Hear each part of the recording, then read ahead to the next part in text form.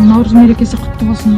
Мынау жаңағы келе жатқан жылдарыңыз бәріңіз оң болсын, дендеріңіз сау болсын. Полиция басқармасының мынау балдар келіп біздерге көмектесіп жатыр.